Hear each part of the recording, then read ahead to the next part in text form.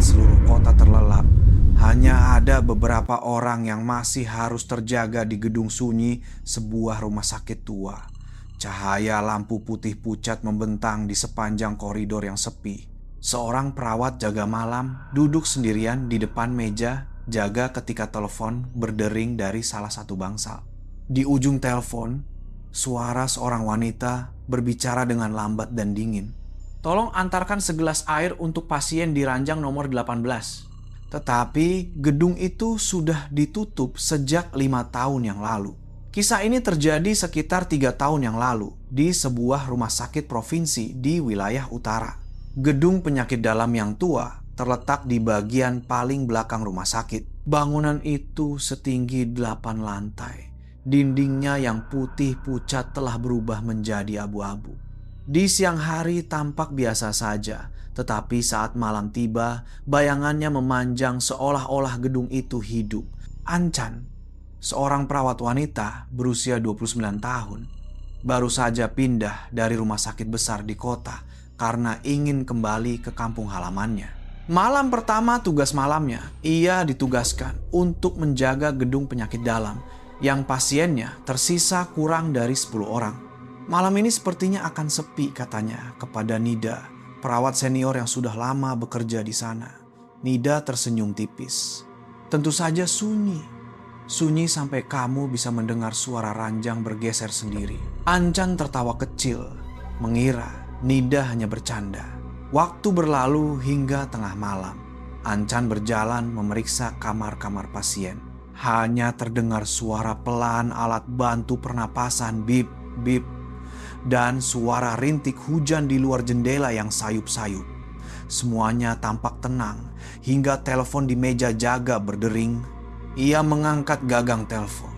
Bangsal penyakit dalam. Suara wanita di ujung telepon berkata datar, "Tolong antarkan segelas air untuk pasien di ranjang nomor 18 ya." Ancan menjawab secara otomatis, "Baik, saya akan segera ke atas." Tetapi begitu ia meletakkan gagang telepon, ia tertegun. Gedung penyakit dalam tempatnya berada hanya memiliki 7 lantai. Dan saat ini ia berada di lantai paling atas. Tidak ada lantai 8. Ia menatap layar telepon. Di layar muncul nomor internal 4 digit. 0808. Itu adalah nomor bangsal lantai 8. Departemen yang telah ditutup sejak 5 tahun lalu. Jantung Ancan berdebar kencang, tetapi sebagai seorang perawat, ia tidak ingin mengabaikannya. Dia mengambil senter dan berjalan mencari Bangsak, petugas berangkar yang bertugas di gedung itu. Bangsak pernah naik ke lantai 8. Pria parubaya itu mengangkat wajahnya dari cangkir kopi. "Jangan bercanda, Nona Ancan. Lantai 8 itu sudah ditutup sejak insiden kebakaran. Tidak ada yang pernah naik ke sana sejak saat itu. Tapi tadi ada yang menelpon minta segelas air dari ranjang nomor 18. Sak terdiam. Sorot matanya mulai berubah. Ranjang nomor 18? Ia meletakkan cangkir kopinya perlahan. Saat kebakaran terjadi, orang yang meninggal itu ada di ranjang itu. Ancan merinding. Ia mencoba tertawa untuk menutupi kegugupannya. Abang ini bicaranya seperti di film saja. Tapi Sak melanjutkan dengan suara rendah, meninggal bersama ranjangnya. Saat oksigen bocor dan terjadi korsleting listrik, seluruh tubuhnya terbakar hingga menyatu dengan ranjang. Kata orang, suara ranjang yang bergeser sendiri di malam hari. Itu ranjangnya. Ancan kembali ke meja jaga, mencoba untuk tidak terlalu memikirkannya. Tetapi telepon berdering lagi. Nomor yang sama, 0808. Ia tidak berani mengangkatnya. Tetapi telepon itu terus berdering. Begitu keras hingga jantungnya berdebar mengikuti irama nada dering. Akhirnya ia menarik napas dalam-dalam dan mengangkatnya. Suara wanita yang sama berbicara seperti sebelumnya, panas. Minta segelas air. Kali ini suaranya terdengar lirih, seolah keluar dari alat bantu pernapasan. Ancan bertanya balik, "Anda ada di mana?" "Ranjang 18." Suara itu terputus-putus sebelum diakhiri dengan suara bip panjang. Tangannya membeku di gagang telepon. Ia merasakan angin dingin berembus melewati punggungnya. Seluruh ruangan hening, tetapi ia justru mencium bau hangus yang samar-samar melayang ke hidungnya. Ia bangkit dan memandang ke ujung koridor. Dia melihat bayangan samar bergerak di bawah cahaya lampu, seperti ranjang pasien yang didorong perlahan. Suara roda besi yang bergesekan dengan lantai terdengar. Kret, kret. Ancan berdiri kaku, bulu kuduknya meremang. Ia menatap tajam ke arah koridor, tetapi saat ia berkedip, bayangan itu lenyap. Hanya menyisakan 2 jejak roda besi panjang di lantai, mengarah lurus ke lift tua yang sudah lama tidak digunakan. Dan di papan penunjuk di depan lift, sebuah angka kecil berwarna merah menyala. 8. Ancan menatap angka merah yang menyala di depan lift itu. Cahayanya berkedip perlahan, seolah ada yang memanggil lift dari atas. Ia mencoba meyakinkan dirinya bahwa sistemnya mungkin rusak, tetapi suara ting yang terdengar pelan membuatnya sadar itu bukan sekedar kerusakan. Pintu lift perlahan terbuka.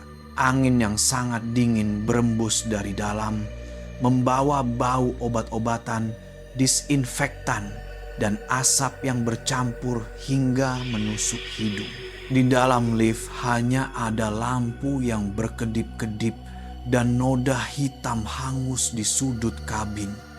Ancan menatap ke dalam. Terpaku, jantungnya berdebar begitu kencang hingga terdengar di telinganya. "Jangan naik," suara sak terngiang di kepalanya. Tetapi kakinya melangkah masuk tanpa sadar. Pintu perlahan tertutup sebelum angka di panel berubah menjadi 8. 1, 2, 3, 4, 5, 6, 7, 8. Mesin lift berbunyi rendah seolah lift itu sedang mendaki setiap lantai dengan sangat lambat hingga akhirnya berhenti. Ting! Pintu terbuka memperlihatkan koridor yang gelap gulita. Tak ada satupun lampu langit-langit yang menyala. Hanya cahaya dari lift yang menyorot keluar. Dindingnya penuh dengan noda jelaga hitam dan bau hangus yang semakin menyengat. Ancan menyalakan senter dari ponselnya menyorot ke sepanjang koridor. Ia melihat beberapa ranjang pasien tua berjejer di samping dinding. Karat menempel di seluruh pagar besinya. Tapi yang membuatnya paling merinding adalah satu ranjang dengan nomor yang jelas, 18.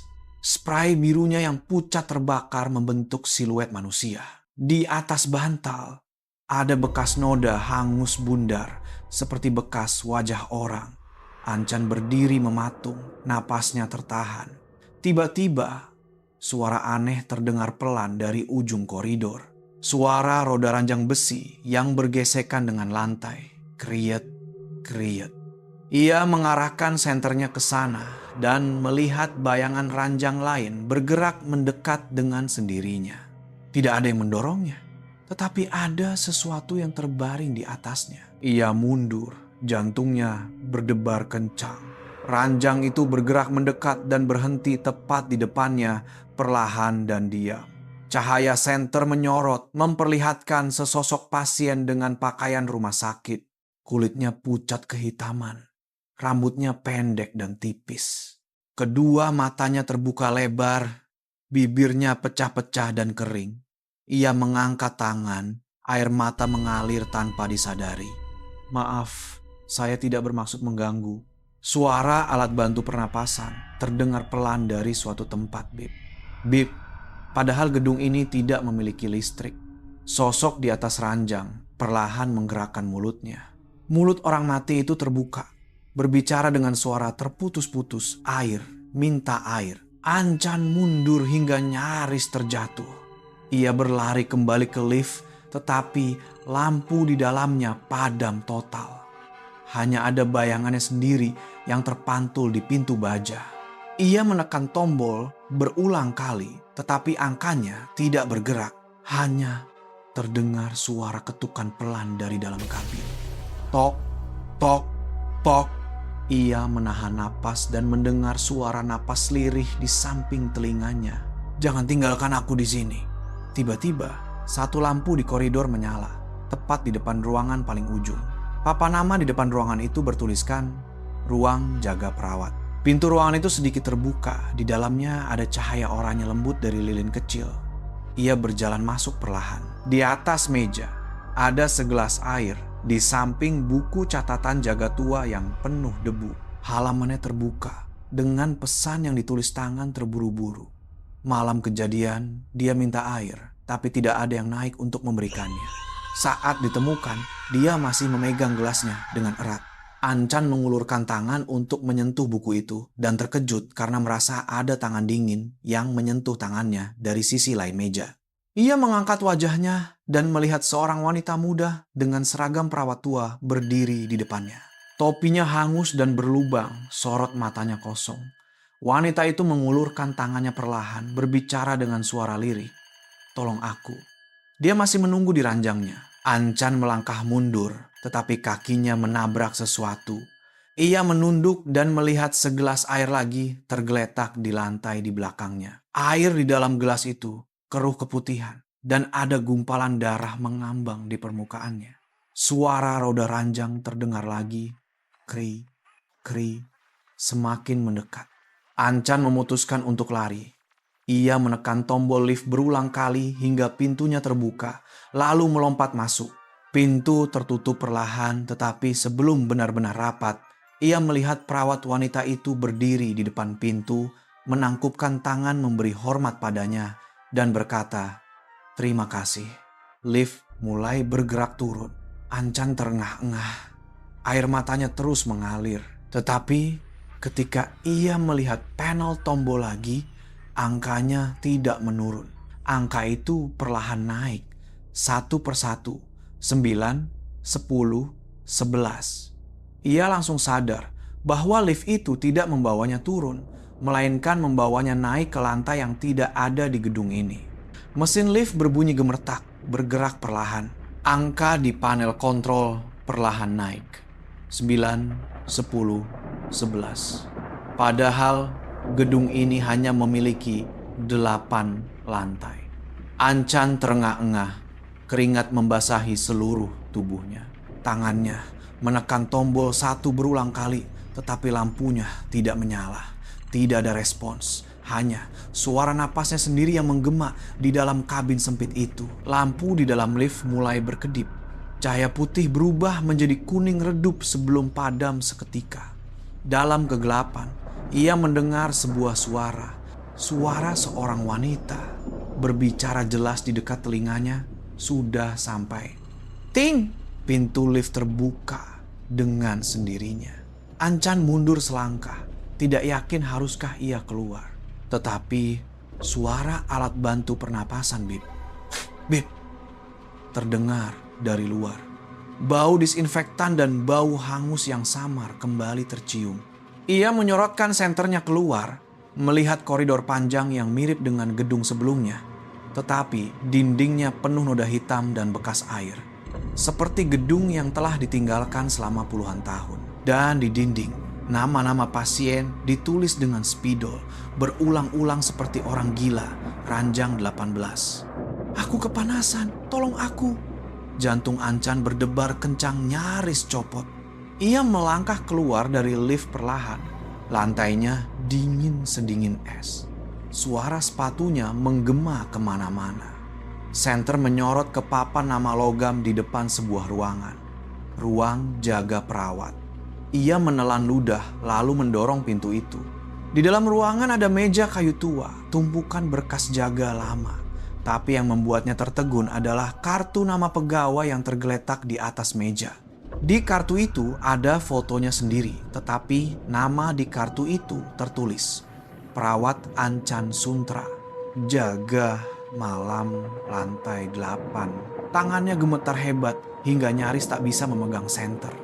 Ia baru pindah ke sini kurang dari seminggu dan belum pernah bekerja di lantai 8 sebelumnya. Suara gemerisik terdengar dari sudut ruangan. Ia mengarahkan senternya dan melihat seorang perawat berseragam putih pucat duduk di lantai, menunduk menulis sesuatu di buku catatan. Rambutnya yang panjang tergerai menutupi wajahnya.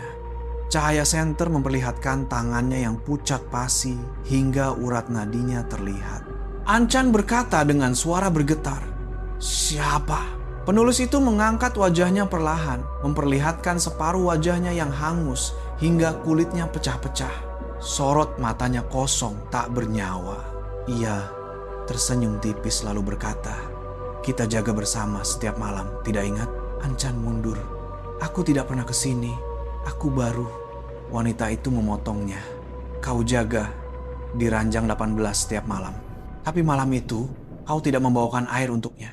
Suara alat bantu pernapasan terdengar lagi, semakin keras, hingga menutupi suara detak jantung An-chan. Bip, bip, bip. An-chan menutup telinganya rapat-rapat, tetapi suara itu justru datang dari dalam ruangan. Ranjang pasien di sudut ruangan mulai bergerak. Ada kain abu-abu yang menutupinya. Angin dingin bertiup hingga kain itu berkibar, dan di bawah kain itu ada bayangan seseorang yang sedang bernapas. Ia berjalan mendekat, perlahan menarik kain penutup itu. Sosok di bawahnya bukan orang lain, melainkan dirinya sendiri. Wajahnya hangus di separuh bagian kiri. Masker oksigen melilit lehernya. Tangan kanannya masih menggenggam gelas air begitu erat hingga ujung jarinya membiru. Suara alat bantu pernapasan berhenti mendadak. Sosok itu membuka mata, menatap lurus ke arahnya. Sebelum berbicara perlahan, terima kasih sudah kembali. Seluruh lampu di ruangan itu padam seketika. An-chan berteriak sekerasnya, tetapi tidak ada suara yang keluar dari mulutnya. Ia jatuh ke lantai, mencoba merangkak kabur. Tetapi lantai mulai basah seolah ada air yang bocor dari ranjang. Ia melirik ke belakang dan melihat air keruh keabu-abuan mengalir dari bawah ranjang. Di dalamnya, helai-helai rambut mengapung. Suara langkah kaki mulai terdengar tap-tap semakin dekat. Wanita berseragam perawat dengan wajah setengah hangus itu berjalan mendekat dan berdiri di depannya. Ia membungkuk dan berbisik di telinganya, jaga malam ini belum berakhir. Ia tersentak bangun di atas ranjang di ruang istirahat. Napasnya terengah-engah, wajahnya basah oleh keringat. Di sekelilingnya, sunyi senyap. Ia melihat jam 03.18 pagi. Telepon jaga berdering tiba-tiba. Ia langsung menekan tombol jawab. Suara seorang wanita berbicara pelan. Tolong antarkan segelas air untuk pasien di ranjang nomor 18 ya. Suara itu adalah suaranya sendiri. An-chan duduk terpaku di atas ranjang. Keringat dingin mengalir di pelipisnya. Suara telepon masih terngiang di kepalanya. Tolong antarkan segelas air untuk pasien di ranjang nomor 18 ya. Itu jelas suaranya sendiri. Nadanya lambat, datar, dan dingin.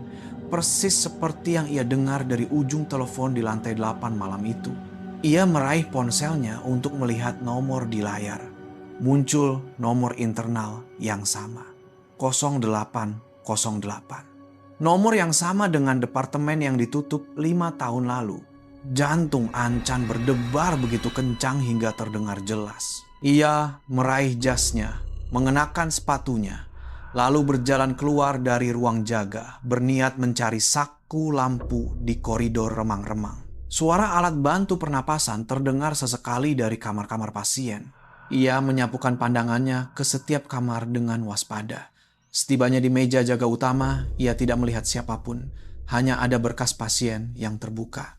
Di selembar kertas ada tulisan tangan yang terburu-buru. Jangan naik ke lantai 8. Dia belum pergi. An-chan hendak berjalan menuju lift, tetapi sebuah panggilan pelan terdengar dari ujung koridor. An-chan, ia berbalik cepat dan melihat Kak Nida berjalan keluar dari bayang-bayang. Wajahnya lebih pucat dari biasanya. Lingkaran hitam di bawah matanya seperti orang yang tidak tidur. Kak Nida, telepon tadi itu. Jangan bicara keras-keras, potong Nida. Tadi malam.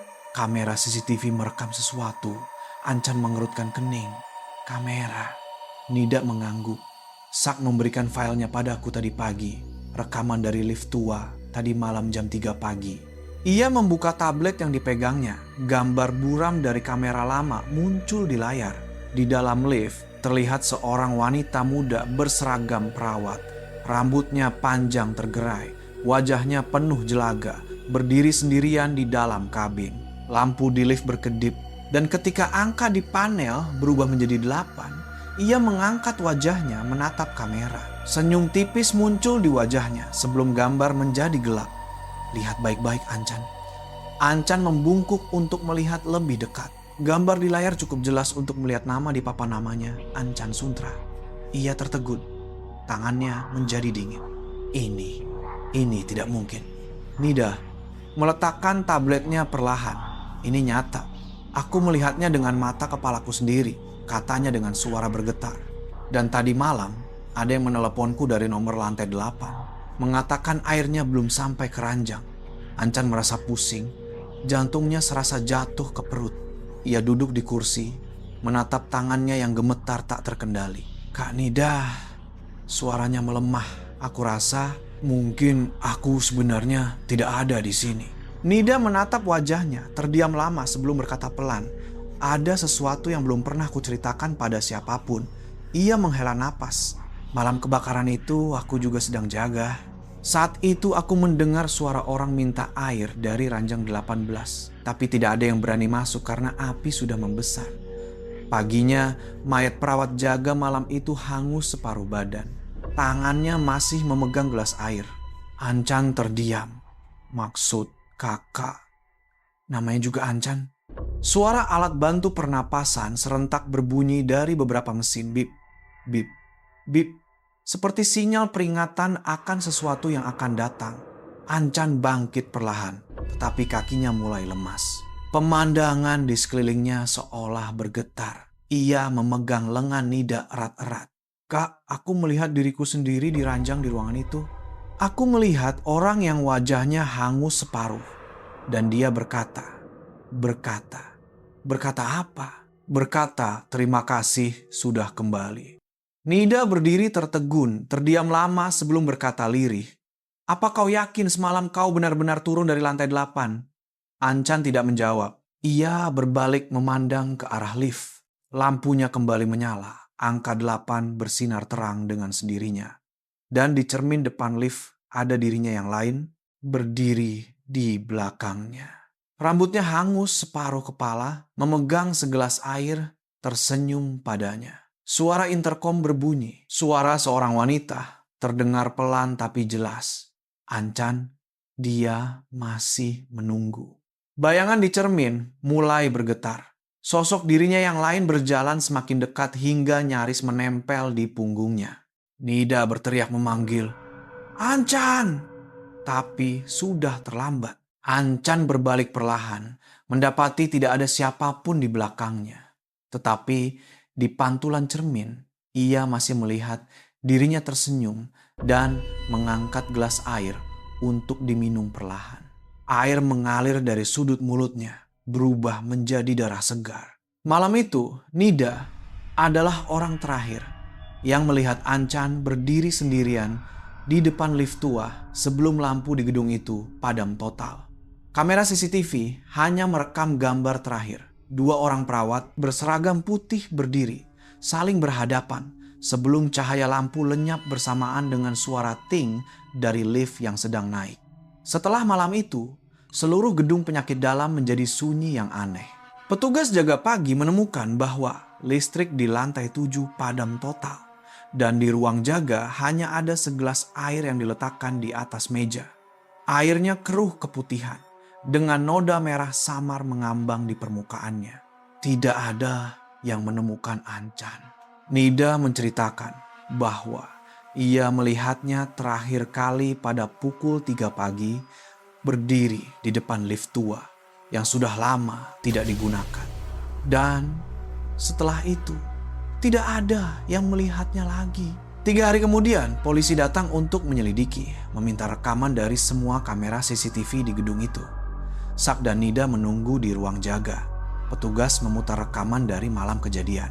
Lantai 7 tampak sunyi senyap hingga pukul 03,8.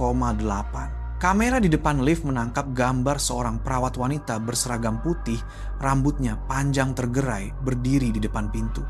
Lampu lift berkedip, angka 8 menyala. Lalu pintu lift terbuka sendiri. Wanita itu berbalik menatap kamera. Wajahnya hangus separuh sebelum melangkah masuk ke dalam lift dan gambar pun langsung padam. Salah satu petugas berkata pelan, "Ini orang yang hilang itu kan?" Nida mengangguk. "Yah, Ancan."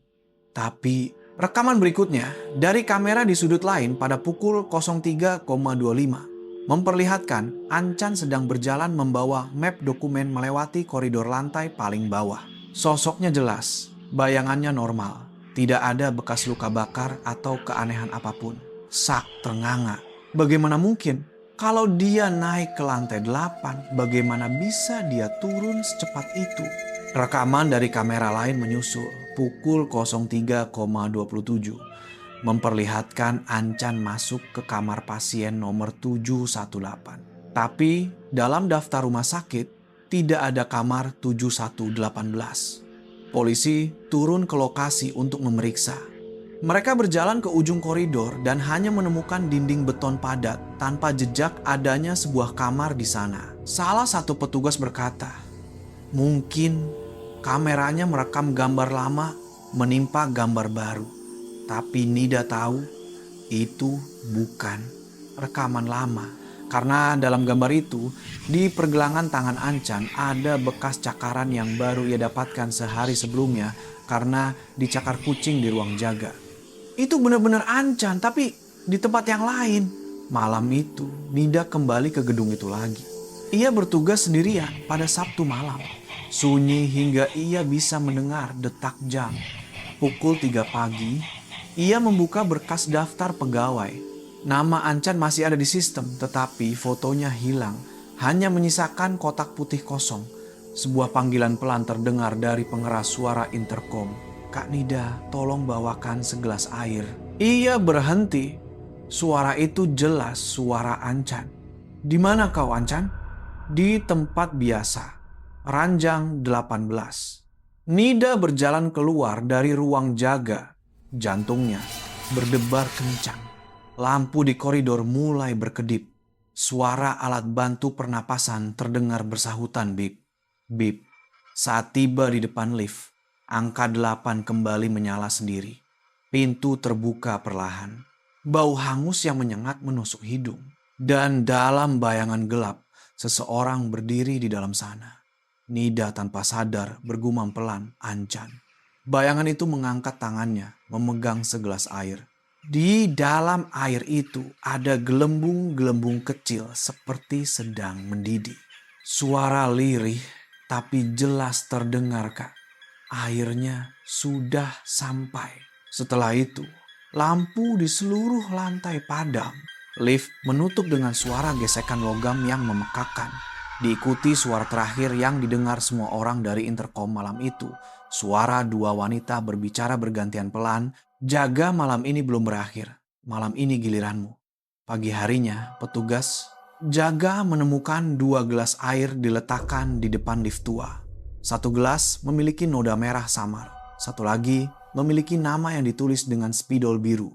Nida. Setelah hari itu, tidak ada yang pernah melihat Nida lagi. Tetapi di kamera CCTV pada pukul 03.18 setiap malam masih ada rekaman 2 orang perawat berseragam putih berdiri di depan lift tua saling memberikan gelas air perlahan sebelum lift tertutup dan angka 8 akan menyala dengan sendirinya.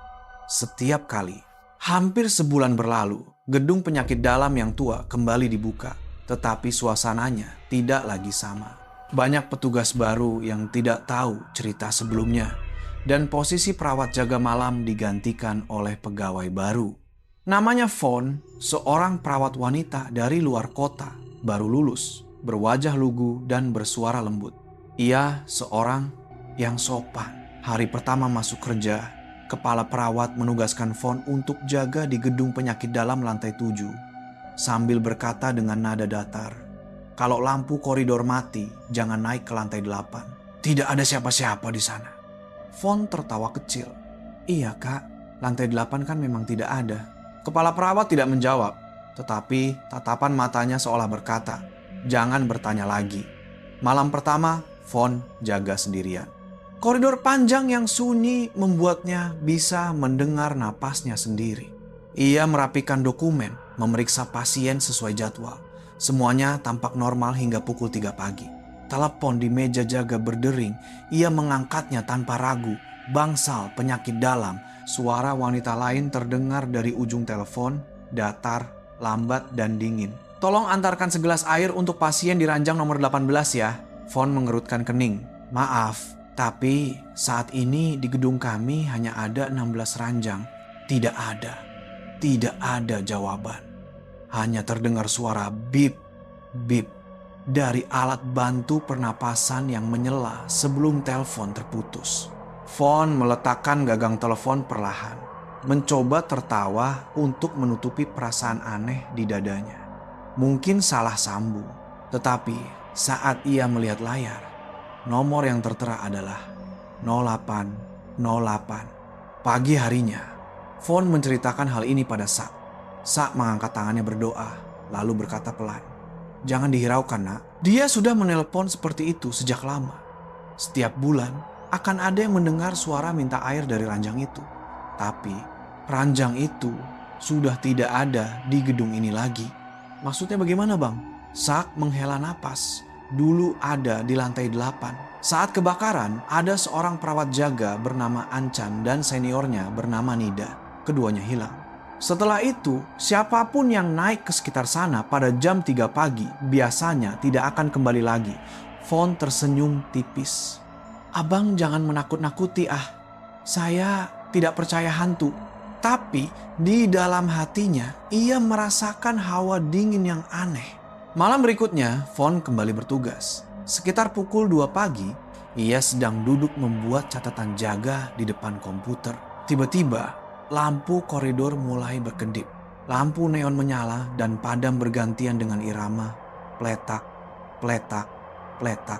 Suara roda besi yang bergesekan dengan lantai terdengar. Kret, kret. Ia mengangkat wajahnya dan melihat bayangan sesuatu melintas perlahan di ujung koridor. Siapa di sana? Tidak ada jawaban, tetapi ada suara tetesan air yang terdengar dari langit-langit di atasnya. Ia menyorotkan senternya ke atas dan melihat noda air membentang panjang hingga ke lift tua yang ditutup. Lampu di panel lift mulai menyala sendiri. Angka 8 bersinar perlahan sebelum padam dan menyala lagi seperti bernapas.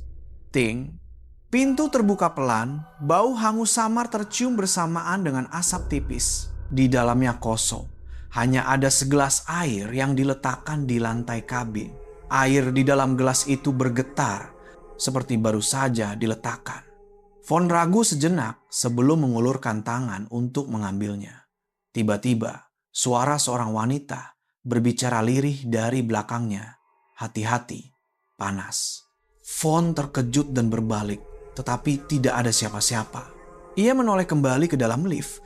Gelas air itu sudah hilang. Sebagai gantinya, ada kartu nama pegawai. Nama di kartu itu tertulis, Ancan Suntra, jaga malam, lantai 8. Pagi harinya, Von menceritakan semuanya kepada kepala perawat. Tetapi kepala perawat hanya berkata datar, "Jangan sebut nama itu di gedung ini lagi." Von bertanya lagi, "Tapi kartunya benar-benar ada di dalam lift, Kak. Saya melihatnya." Kepala perawat terdiam sejenak sebelum menjawab singkat, "Simpan saja." Karena mungkin dia sudah memilih kalau jaga berikutnya adalah giliranmu. Malam itu, pukul 03.08, suara interkom berbunyi lagi. Von menjawab dan mendengar suara wanita berbicara pelan, "Terima kasih sudah membawakan airnya." Suara itu seperti dua suara yang tumpang tindih. Satu suara Ancan, satu lagi suara Nida. Bersamaan dengan itu, lampu di ruangan padam. Von menoleh ke cermin di depan ruangan. Ia melihat dirinya berdiri memegang segelas air, tetapi di pantulan cermin, dirinya yang lain tersenyum balik. Dan di belakang bayangan itu, ada dua orang perawat wanita berseragam setengah hangus berdiri memandang dalam diam. Pagi harinya, petugas keamanan membuka rekaman kamera untuk memeriksa area gedung. Rekaman dari lift tua terekam pada waktu yang sama, 03.18. Dalam gambar terlihat 3 orang perawat berdiri di dalam lift, masing-masing memegang segelas air. Mereka menoleh menatap kamera bersamaan sebelum pintu tertutup dan angka 8 menyala perlahan dan jelas. Setelah kejadian malam itu, desas-desus tentang lantai 8 semakin santer. Banyak perawat mulai meminta pengunduran diri, terutama yang mendapat giliran jaga malam. Semua mengatakan hal yang sama. Pada malam saat lampu padam, mereka akan mendengar telepon berdering dan suara wanita meminta segelas air dari ranjang yang tidak ada di bangsal. Kepala perawat mencoba menutupi berita itu, tetapi rekaman kamera CCTV menjadi bukti yang tak terbantahkan. Setiap malam pukul 03.18 akan ada rekaman dari lift tua. 3 perawat berseragam putih berdiri di dalamnya. Masing-masing memegang segelas air, menatap kamera sebelum pintu tertutup dan angka 8 akan menyala perlahan. Tidak ada yang tahu bagaimana gambar itu bisa terekam, karena lift itu sudah diputus sistem kelistrikannya sejak lama. Selasa malam adalah malam pertama Mali, seorang perawat magang yang baru pindah. Ia ditugaskan untuk menjaga menggantikan Von, yang mendadak cuti sakit. Tidak ada yang memberitahunya apa yang terjadi malam sebelumnya. Lewat tengah malam, ia berjalan memeriksa kamar pasien seperti biasa. Hanya terdengar suara alat bantu pernapasan yang berirama. Bip, bip, bip. Hingga pukul 3 pagi, lampu di koridor berkedip. Lampu neon menyala dan padam bergantian seolah ada yang memainkan saklarnya. Lalu telepon di meja jaga berdering. Tit, tit, ia mengangkatnya. Bangsal penyakit dalam. Suara seorang wanita berbicara pelan. Tolong antarkan segelas air untuk pasien di ranjang nomor 18. Ya, Mali mengerutkan kening. Maaf, di sini tidak ada ranjang itu. Ujung telepon hening sejenak sebelum berkata perlahan. Ada, hanya saja kau belum melihatnya. Lalu suara bip panjang dari alat bantu pernapasan terdengar dan sambungan langsung terputus. Mali menatap teleponnya. Nomor yang tertera di layar adalah 0808. Ia tidak tahu apa artinya, tetapi kepalanya terasa dingin. Malam itu, ia memutuskan untuk berjalan berkeliling. Membawa senter, ia berjalan menyusuri koridor hingga ke depan lift tua. Lampu di panel menunjukkan angka 8 yang kembali menyala. Aneh sekali, bisiknya pada diri sendiri. Ting, pintu lift terbuka sendiri. Di dalamnya gelap gulita, tetapi ada suara tetesan air yang terdengar berirama. Mali menyorotkan senternya ke dalam dan melihat segelas air diletakkan di tengah kabin. Air di dalam gelas itu keruh, seperti ada bayangan sesuatu yang mengambang di dalamnya. Ia tertegun sejenak sebelum cahaya senternya menangkap pantulan di dinding baja lift. Ada seorang wanita muda berseragam perawat berdiri di dalam, tetapi rambutnya sangat panjang menutupi wajahnya. Dan di tangannya, ia memegang segelas air lagi. Mali mundur perlahan. Siapa di dalam sana? Wanita di dalam lift mengangkat wajahnya, memperlihatkan separuh wajahnya yang hangus hitam dan berbicara dengan 2 suara yang tumpang tindih. Giliranmu. Pintu lift terbanting menutup. Seluruh lampu di lantai itu padam. Mali berlari kembali ke meja jaga. Jantungnya berdebar, nyaris meledak. Tapi saat ia menoleh ke cermin di belakangnya, ia melihat dirinya berdiri di dalam lift.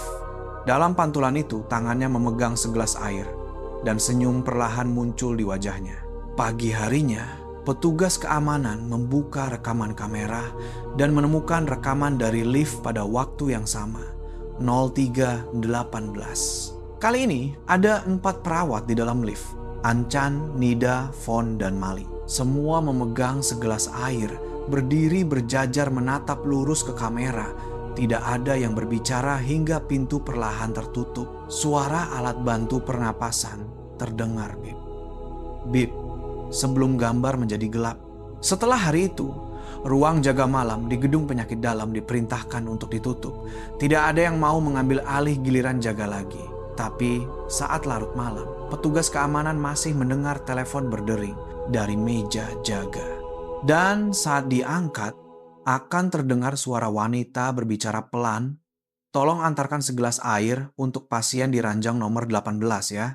Diikuti dengan suara roda besi yang bergeser di lantai. Kreet, kreet. Sebelum suara lift berbunyi ting bersamaan dengan angka 8 yang kembali menyala. Meskipun gedung ini hanya memiliki 7 lantai. Setelah kejadian malam itu, manajemen rumah sakit memerintahkan penutupan total gedung penyakit dalam yang tua. Listrik diputus, semua akses masuk ditutup, dan papan peringatan dipasang di depan lift. Dilarang masuk dalam proses pembongkaran sistem. Tetapi para staf yang bekerja di rumah sakit tahu betul bahwa ini bukan masalah sistem, melainkan masalah orang-orang yang tidak pernah pergi. Seminggu kemudian, tim teknisi masuk untuk mencabut kabel dan peralatan dari gedung itu. Semua lampu padam total, sistem telepon dicabut seluruhnya. Tetapi saat pukul 03.18, suara telepon dari meja jaga utama kembali berdering sendiri. Tit, tit. Kepala teknisi bernama Covid mengangkat telepon dengan bingung. Halo? Suara seorang wanita menjawab perlahan dari ujung telepon. Tolong antarkan segelas air untuk pasien di ranjang nomor 18 ya. Covid tertawa. Siapa yang iseng menelepon? Telepon di sini sudah dicabut semua. Tapi ujung telepon terus berbicara. Suaranya semakin lirih dan dingin. Airnya belum sampai. Suara bip panjang terdengar menyela sebelum sambungan terputus sendiri. Covid mengerutkan kening, menoleh ke rekan-rekannya yang berdiri di sampingnya. Semua memasang wajah pucat pasi karena mereka mendengar suara yang sama. Tengah malam itu, hujan turun deras. Suara angin melengking melewati kaca-kaca jendela gedung yang retak. Covid dan timnya masih bekerja membereskan barang-barang di lantai bawah. Bos, saya izin ke atas sebentar. Lihat barang-barang. Belum semua dipindahkan. Salah satu anggota timnya berkata sambil menunjuk ke atas. Covid mengangguk. Ya, tapi hati-hati. Jangan naik lebih dari lantai 7. Lantai itu sudah ditutup. Anggota tim bernama Boy itu berjalan menaiki tangga dengan membawa senter hingga ke lantai 7. Koridornya sunyi, debu tebal menempel. Tetapi di ujung koridor ada cahaya terang yang menyelinap keluar dari pintu lift. Boy tertegun. Cahaya itu berwarna oranye pucat seperti cahaya lilin. Dan angka 8 menyala di panel kontrol. Siapa yang menyalakan lampu? Gumamnya pelan. Ting. Pintu lift terbuka. Bau hangus samar langsung tercium. Di dalam lift hanya ada bayangan yang bergerak samar. Boy mengangkat senternya menyorot ke dalam. Ia melihat 4 wanita berseragam. Perawat putih berdiri berjajar masing-masing memegang segelas air, tersenyum tipis. Wanita paling depan memiliki papan nama bertuliskan Ancan Suntra. Boy mundur, tetapi lampu di lift padam mendadak. Hanya terdengar suara alat bantu pernapasan yang berbunyi perlahan, bip, bip. Lalu suara para wanita itu terdengar bersamaan. Jaga malam ini belum berakhir. Pintu lift terbanting menutup. Hembusan angin yang kencang membuat senter jatuh dari tangannya. Boy lari tunggang langgang kembali ke bawah. Pagi harinya, tim teknisi lain datang untuk memeriksa tetapi tidak menemukan jejak Boy. Hanya tersisa segelas air yang diletakkan di depan lift. Di dalam air itu ada noda merah samar dan papan nama pegawai baru tertempel di sampingnya. Boy, tim teknisi sistem listrik. Setelah kejadian itu, gedung penyakit dalam yang tua diperintahkan untuk ditutup permanen menjadi bangunan yang tidak ada seorang pun berani mendekatinya. Meskipun bertahun-tahun telah berlalu, petugas keamanan masih mendengar suara bip dari dalam gedung setiap malam pada waktu yang sama. Dan pada beberapa malam, akan ada cahaya dari lantai 8 yang menyala meskipun panel kontrol listriknya sudah dicabut seluruhnya. Setiap kali ada yang lewat, mereka akan melihat bayangan 4,5 perawat berdiri di dalam lift tua, memegang gelas air, menatap keluar melalui celah pintu. Sebelum cahaya itu padam bersamaan dengan bisikan pelan, airnya sudah sampai. Bertahun-tahun kemudian, sebuah rumah sakit baru dibangun menggantikan gedung tua itu. Tetapi, ketika sistem kelistrikan diaktifkan pada hari pertama pembukaan, teknisi menemukan ada satu nomor telepon yang muncul di sistem. Nomor itu adalah 0808. Dan ketika ditelepon untuk diperiksa, akan terdengar suara seorang wanita berbicara lirih. Ranjang 18 masih menunggu. Suara alat bantu pernapasan terdengar di telepon. Bip, bip. Sebelum sambungan terputus. Tidak ada yang berani menelepon lagi. Karena semua orang tahu bahwa giliran jaga mereka masih terus berjalan dan tidak akan pernah berakhir. Selesai sudah kisah malam jaga rumah sakit. Jika kau bekerja di rumah sakit dan mendengar telepon berdering pada pukul 3 pagi, jangan diangkat. Jangan bicara, jangan naik lift tua. Dan jika ada suara wanita berkata, tolong antarkan segelas air untuk pasien di ranjang nomor 18. Ya, ingatlah baik-baik. Lantai 8 di rumah sakit itu tidak pernah ada.